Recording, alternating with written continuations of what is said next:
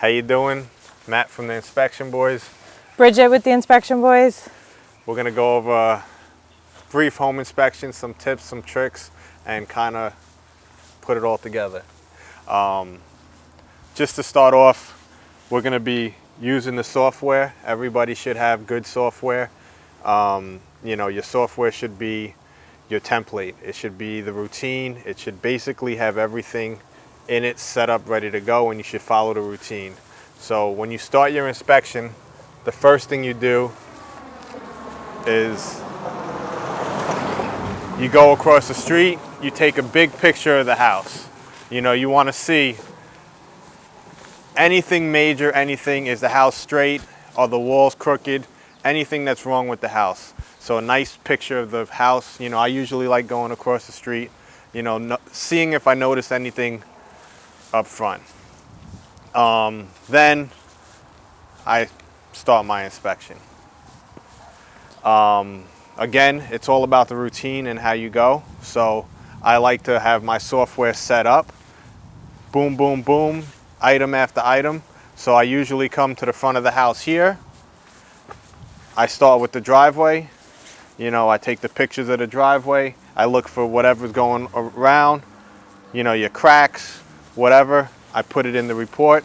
I do everything as I go. So you can see with Bridget, she's filling it out as we go. Driveway material, you know, the common cracks. Another pointer for everybody is, if you're just taking pictures, you might not know what you're looking at later on. So you might want to put a thumbs up, thumbs down, point at it. So when you're taking a picture, you know later on what you were doing. The software usually has arrows in it, so we always put arrows, or, you know, try to point out what we're looking at. So now I'm here, I'm ready to start my inspection. I personally, now it's all personal, like to start on one side of the house and do a 360.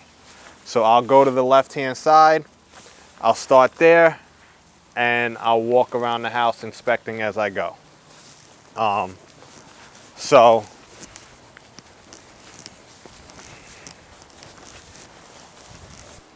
Now, just like what Matt was saying, the whole purpose and how to be efficient while inspecting is to be systematic, right? Have a consistent system that you're doing every single time when you're inspecting a house. So just like Matt, I like to do it by the different sides. So right over here, while we're on this side, we would take our front photo, which we already did over there. We're going to notice any type of deficiencies that we see right here. So over here, we're going to see the damaged siding. You're going to see how close the bushes are to the siding and the house. You'll see the exterior faucets leaking a little bit. So that would be a deficiency. So we're going to go ahead and add those into the report software. Another thing is to notice as well, since it is fall time, you're going to notice all the leaves in the gutters right now too.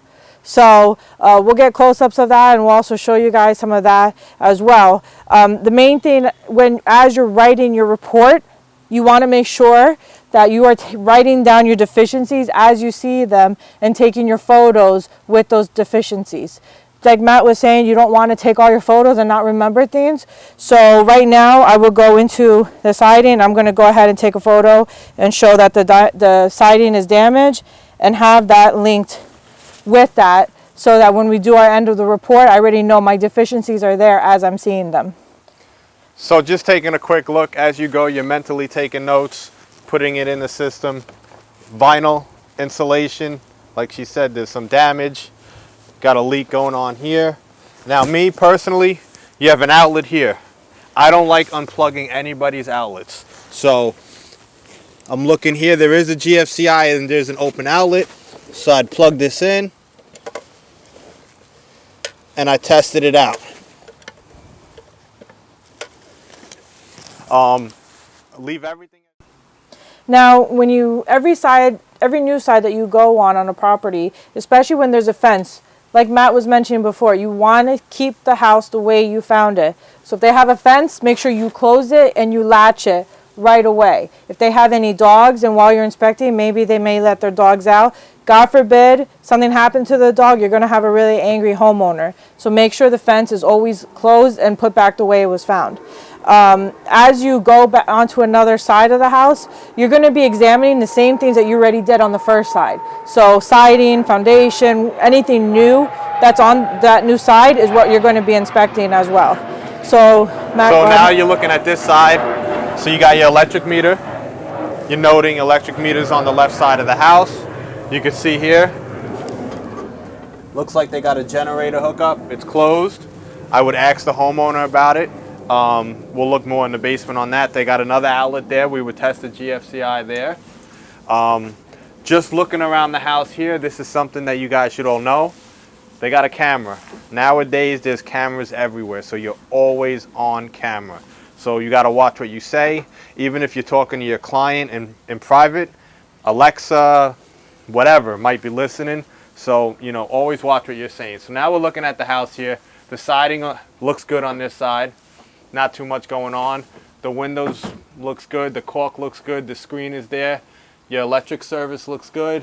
It's going to the pole. The trees are away. You might want to mention something about the trees being close to monitor it. But at the end of the day, there's nothing really touching it. Foundation we're looking at. No real cracks here. Nothing's going on. The crack there's filled in. Windows look good. So we get our pictures. We're doing everything, you know, systematically, and now we keep moving on. Now, one thing to make known as well while you're going, as when you're part of the inspection boys, we don't do the minimum. So you'll see there's another exterior outlet out here as well. You would go ahead and test that as well. Again, inspection boys, we don't do minimum standards. We always go above. So whatever outlets we have access to, we always inspect those as well and test those. All right, so as we move more to the backyard, I mean, if you look real quick, the backyard has a lot of stuff. It's a busy backyard. This is home inspection, so there are things that are always going to be in your way. It's non-invasive, so your job is not to sit here and move stuff. It's to work around it and do the best you can. It's important to document everything, and it's important to, you know, to take a look at everything. But you're not here to move stuff. So I like taking pictures. So I'll take a long-range picture of the backyard showing them this. So if when all of this stuff is moved out, if there's a crack or something that we missed, they'll understand that, you know, oh, the fire pit was over it. Going back to this angle over here, siding looks good. We got the chimney. The chimney looks good. The flashing looks good. We're working our way down. Windows here, siding. So far, everything's not looking too bad. Couple little maintenance items we might want to mention about, you know, caulk around the windows. But so far, so good. Again, there's another electric outlet here. We would test this outlet. You know, she has stuff plugged in. It's plugged into the lights. It works. And we will keep going. It's GFCI.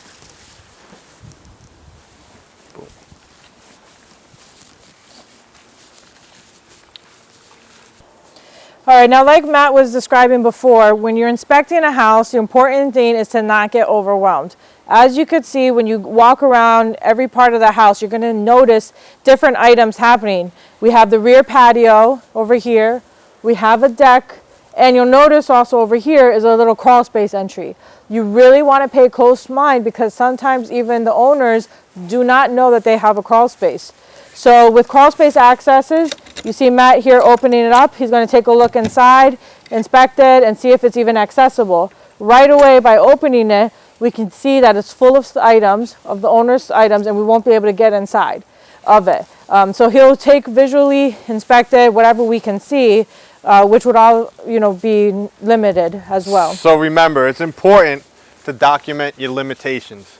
So yes, you're going to inspect the crawl space from the hatch, but you're going to document it in your report that that's where you inspected it from. Don't say you did something you didn't do. That's the biggest liability. If you didn't go in that crawl space, the area in the back corner, there's no way for us to see. You can see the crawl space packed out. We're not taking everything out, so you put it in your report, and it covers you. Exactly. Now, another thing you want to note as well is you see over here they have an area where a pool can be. They have a foundation area for a pool. The pool's not there. Not that the pools are included in inspections, but you would want to add a small little comment telling the buyer that there's a pool area but no pool was present at the time, so that they can, you know, whether or not they want to ask anything about that, but they can kind of have a heads up that there is an area for a pool. Also take into account that if there is a pool there, you might not be inspecting the pool, but you might want to inspect the electric, you know, different items around the pool, the decking. So, you know, you want to at least note it and know what you didn't inspect. So if you're not inspecting the pool in your report, you want to make sure you put, you know, there was a pool in the backyard, it was not inspected. Otherwise, people, you know, they don't realize that you didn't inspect it. All right, so I think we should do. So now we have the deck here. Now, deck is going to be a separate section in the home inspection report. Every deck that we have access to, we need to be inspecting. Now, this deck, you'll see that it is open, where under normal circumstances, we would normally be able to get underneath the deck and examine the ledger board, see everything of what's happening underneath it, but you'll see that the homeowner has their grill and other belongings blocking access underneath the deck. And then they have all their garbage set up and different items stored underneath here. So we're going to only be inspecting what we can see from pretty much here. Some things you're going to want to check is always walk the decks. You want to always test the railing, see if they're moving, kind of see if anything's happening when you're on top of it. The spindles, make sure that they're all secure and that there's no obvious stains. Now, use the app as a guide, right? You're not going to remember every single deficiency sometimes, but when you're in the app, you'll be able to see what is the post like. So where you see right here, the posts are touching the soil. So that's something we would document and make note of. You're going to also check for footings. Under normal circumstances, we would check the ledger board, see if it's properly connected, and then we'll see here we have whether, you know, normal wear and tear on the deck, you know, that comes off simply, you know, if you have algae and so forth. But this is how you would inspect the deck. All right, as we continue going across the house, we're looking at the downspouts, the gutters, the siding, the soffit, the fascia, looking for any defects. You know, we're taking notes, like they have good drainage here. The downspouts are far enough away from the house. Over here, the downspouts are also far away from the house. So we know when we go in the basement, we're gonna always look, but if they were a lot shorter, we would know to look even harder. The gutters look pretty much brand new.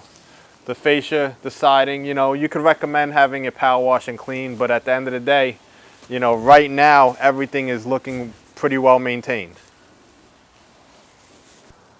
So as we're finishing up the rear of the house, again, we're doing it systematically. We've already completed the patio, the deck, siding, everything in the rear.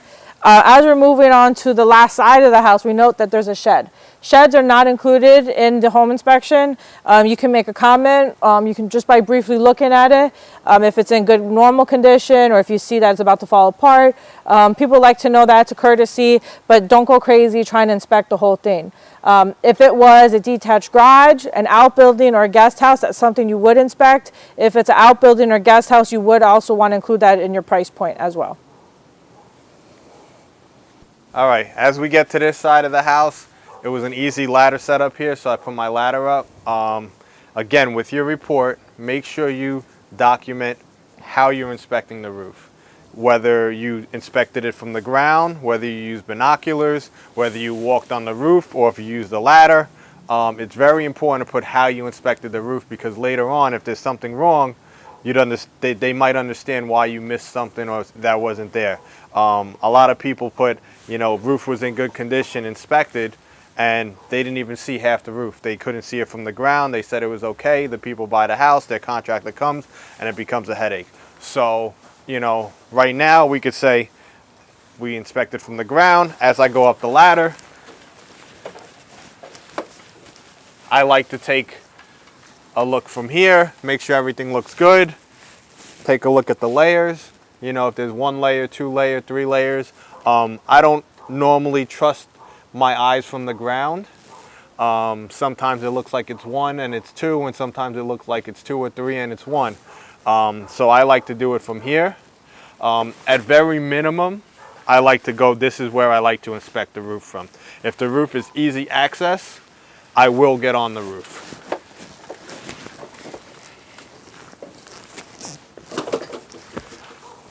And then from here, I'll walk around the roof, take my pictures, visually assess everything I can. Like now I'm up here, I can see that the gutters are clogged. There's a little bit of wear and tear. The flashing's good on everything around here. Good. So now that we're up on the roof, you could tell here that there's two different roofs. One was a little bit older than the other one. You could also see that there's a piece of siding that's loose up top. So that would be something we put in the report. You know, looking at the condition here, you got some deterioration. It's a little bit older, but overall the roof is in good condition. Again, flashing, plumbing vent, all looks good. I wouldn't bring a ladder up to look at the top, but I could see everything visual from here. The chimney flashing looks good. The other plumbing vent looks good. So overall everything looks good, but when you're doing the inspection, your job is to go around, document everything. I mean, the slope up here is a little bit low for an asphalt roof, but you know, overall it looks good and it looks new. Boom. Everything looks good. Now, one thing to really keep in mind as you're inspecting houses is limitations, right? So for this property, we see that they have a side entry. Now, we were already told that the tenants were not home and we're not going to be allowing access. So this whole area of the house is an apartment and we don't have access to it. Therefore, on our inspection report, we're going to make a disclaimer and put it in the summary page that we had no access to this area. Therefore, everything that's included in this area, it was not inspected, and we're going to disclaim it. All right, so now we're working our way back to the front of the house. We come over to this area. We see that they got an AC compressor outside. First thing I like to do is look at the data tag, try to find out the date. This one's very easy because the date's on it, 2018. If the date's not there, you usually got to search by the serial number. There's a couple of good websites we like to use. But, you know, that's something that I usually do at home. If the date's not there, I'll take a picture, and when I go home and I'm in front of my computer, I'll look it up and try to figure it out. Another thing to mention is now that you see that there's a compressor outside, there's going to be an air handler inside, or it's going to be working off of the furnace. So now, just looking up, you can see that one of the discharges is right there. So the AC unit is probably going to be on the back side of this wall somewhere. Just mentally noting it. It might not be, but I know when I get up there. So now I'm looking at the AC. I'm looking at the disconnect. The disconnect's in. Everything's secure. Everything here looks good. Right now, they have good clearance. This bush might grow into it at some point, but right now it's good. We're looking at the siding. You got your vents. So far, like I said, besides a little maintenance cut back, we're good. Sidewalk has cracks. You know, recommend, this is an older sidewalk, so I'm not going to tell them they need to rip it up, but you know, maybe do some maintenance, maybe seal some of the cracks and go from there. Now, one thing we're noticing before we go to the front is there is some settlement cracks over here. You can see that this was patched in. So you want to make sure and always check the foundation to see any type of cracks that are happening.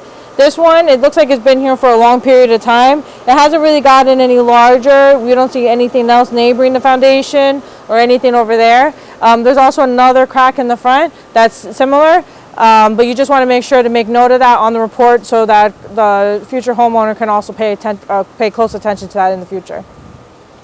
The front of the house, don't take anything for granted. I'm looking at the front of the house. You can see two different colors of siding. I see it. I know you guys can see it in the video. I'm telling you, something like that you put in the report. Siding had two different colors because these people go home and they'll act like they never seen it or you didn't tell them that there was two different colors. So again, document, document, document. The more you put, the more protected you are. So I would just put a normal comment, you know, the front of the house had two different colors or two different types of siding, and just leave it at that. Now we got a tree. This tree is very close to the house. The roots are going to probably grow into the foundation at some point. So we might want to mention that. You know, right now it doesn't look like it's doing any damage, but they want to monitor it, they want to watch it. And maybe if the tree's young enough, they can move it before they have to kill it and it's too big. And as we keep going, now we're back to the front of the house. We have some more siding damage. You know, you got your steps here. You might want to recommend railings on the left side, depending on what insurance company they use. It's usually 3 to 4 steps. I would recommend it just to recommend it on that. Going here, this is how I like to inspect. We started on that side, we walked around, we got to the front of the house, we did everything up until this point, and now we go in the front door and start inspecting in the house. Now, you also want to pay close to mind what the sellers may be telling you while you're on site. Sellers may be present at the inspection and they may disclose information that you didn't even know about. So in this situation or in this scenario, sellers mentioned that they had a stoppage on the side of the house because the front tree roots are in the main sewer line. So something like that, we're going to go ahead and include comments on that. And that also does make sense considering that most likely we saw cleanouts in the back of the yard. The cleanouts probably come this way and then go onto the main sewer line over here. So you want to include that information in the report as well. Pro tip, always listen to the tenants. They will tell you everything that's wrong with the house. I love tenants. They'll do the inspection for you. Just remember that. That's good.